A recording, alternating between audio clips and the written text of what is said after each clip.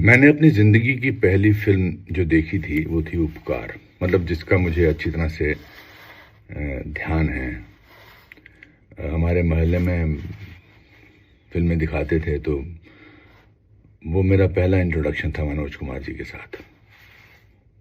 भारत किसी कैरेक्टर का नाम,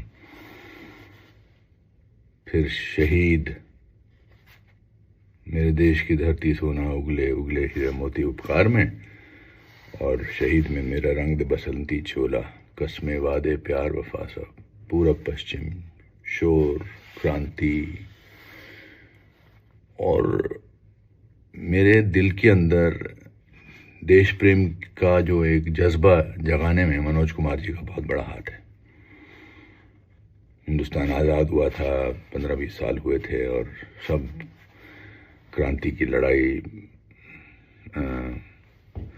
आज़ादी का आंदोलन फ्रेश था, और ऊपर से मनोज कुमार जी की फिल्में, तो वो जो जज्बात था वो गाढ़ा होता चला गया।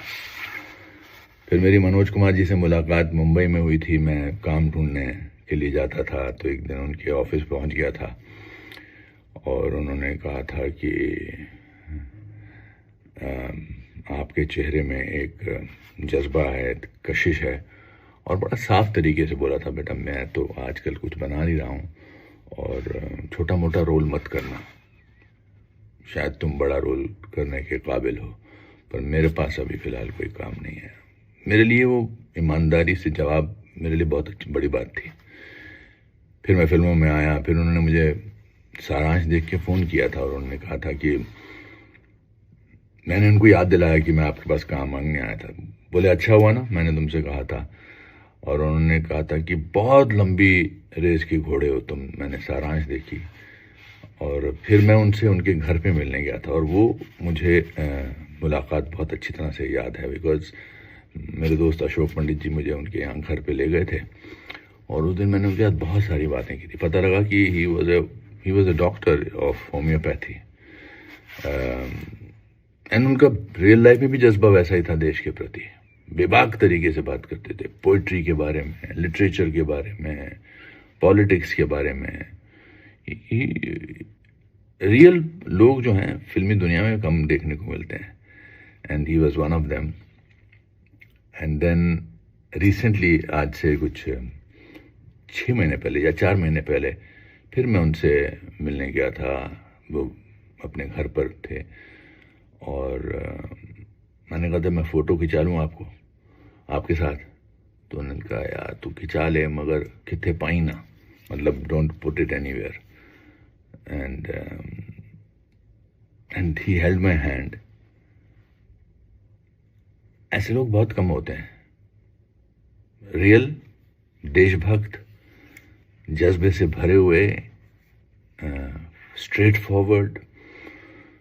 कैन यू इमेजिन हमारी जनरेशन को देशभक्त बनाने में एक इंसान का इतना बड़ा योगदान है, एक इंसान का, मनोज कुमार मीन्स देशभक्ति, पेट्रियोटिज्म। मैं इतना रोया था शहीद पिक्चर देख के, जब वो उस पे ले जाते हैं उनको तीनों को, भगत सिंह, राजगुरु और सुखदेव को फांसी के लिए ले जा रहे होते और वो गाते हैं मेरा रंग दे बसंती चोला, पूरब पश्चिम। एक एक shot, technically also a brilliant man. Just because a great man has not done work for a long time does not take away his greatness. We live in an instant world these days and we forget our pioneers. कहीं ना कहीं मुझ में, मेरी generation के बहुत सारे लोगों में, हमारे करियर में, हमारे जीवन में, हमारी दिनचर्या में मनोज कुमार जी का बहुत हाथ रहा है। अलविदा मनोज कुमार जी, आपने मुझे बहुत कुछ दिया है, अपनी फिल्मों से, अपने जीवन से, अपने व्यक्तित्व से। Om Shanti. The world will miss you, but you will always be. The best part about cinema is that you will always remain. Anybody will always remain with us.